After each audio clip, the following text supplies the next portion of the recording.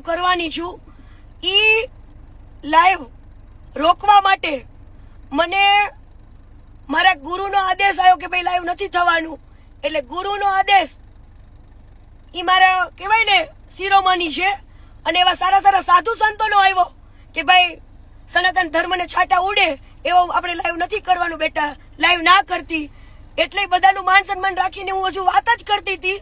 એટલે મારું લાઈવ રોકવા માટે પોલીસની મને બે ગાડીઓ મારી પાછળ થઈ, બે ફોર વ્હીલો. વિચાર કરો તમે કેટલી એ વાતમાં પેલી સચ્ચાઈ હશે કે આટલા લોકોને મને રોકવા આવવું પડે છે, અને મારા ઉપર પોલીસની ફરજ રૂકાવવા માટેનો કેસ બનાવ્યો.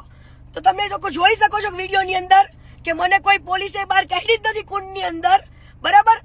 આજે વગર વાકે તમે કોઈનું બાવડું પકડો તો ભાઈ કોઈ વ્યક્તિ એવું તો કે હું કઈ ગુનેગાર છું તો તમે મારા હાથ પકડો છો.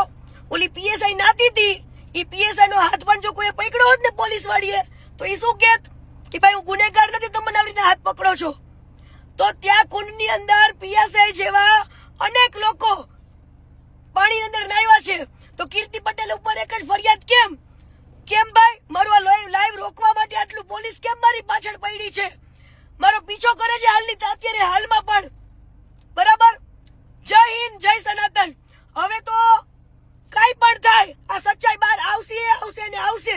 અત્યારે તમે જુઓ પોલીસની આ ખોટી કામગીરી, તમે જુઓ એક દીકરીને રોકવા માટે આટલું પોલીસ પાછળ પડી છે મારી. જય હિન્દ, જય સંવિધાન.